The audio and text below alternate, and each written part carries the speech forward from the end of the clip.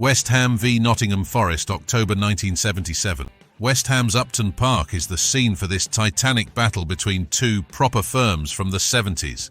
Let's find out what happened. Hammers fan Brett told us. It was boring, really. The start to the season had seen Everton, Middlesbrough, Norwich and Man City come to Upton Park. Not one firm turned up, a few bought scarfers, but not one single firm showed up. West Ham had become a no-go area. So when news came through that Forest were bringing 2,000 by train and coach, anticipation set in.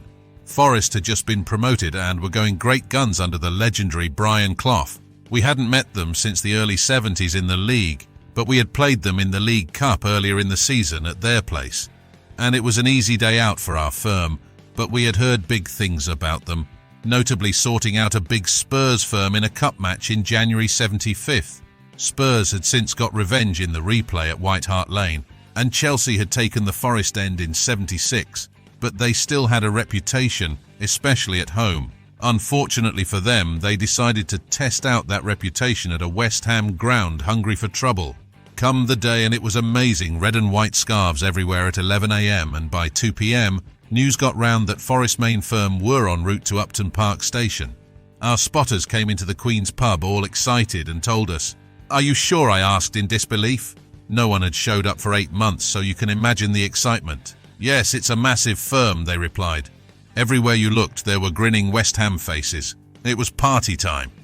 We all made our way the short journey to the station, still in disbelief. Finally, they showed up.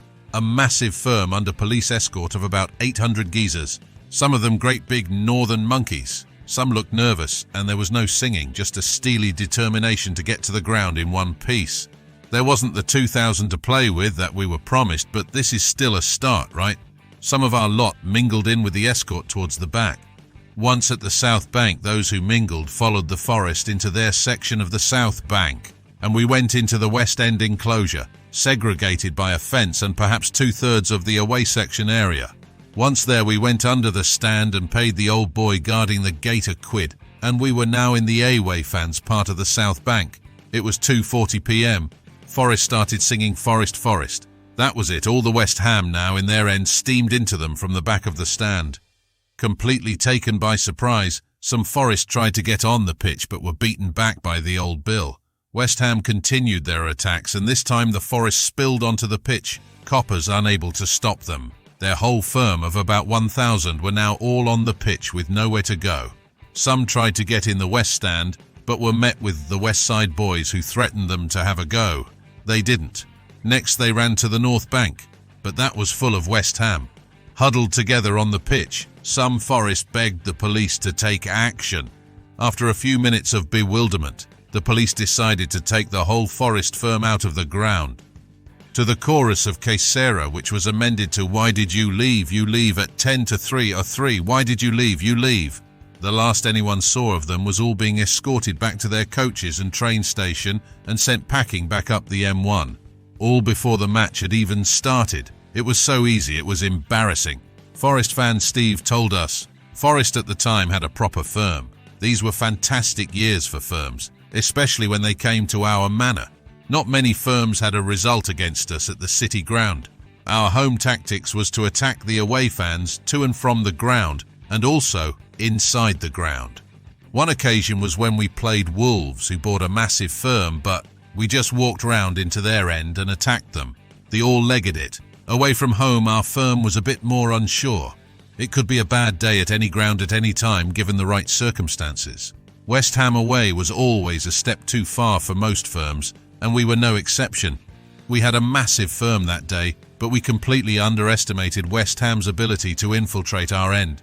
The police escort was fine to start with, but once inside the ground, the police seemed to disappear and left us to combat West Ham nutters who had come from below the stand and attacked from the rear. Panic set in and we had no choice but to escape onto the pitch. Some had crush injuries and others had stab wounds. The police advised us to escape out of the ground as they couldn't guarantee our safety. We hadn't got much choice, had we really? There was no way West Ham were letting us back into the South Bank end, and the other stands weren't very friendly, so everyone agreed it was for the best. I can still hear the chants and laughter from those manic West Ham fans. Will haunt me till the day I die. But hey, that's life, some you lose. That was probably our worst result ever, but we learnt a lot from that. And to be fair, not many took a decent firm to West Ham anyway. So at least we had a go of sorts. We thank Brett and Steve for their recollections. It's quite clear that Forest had a bad day at the office, but everyone knows Upton Park was a pretty terrifying place to go, especially those days. Don't forget to subscribe for notifications of future videos. It really helps our channel grow.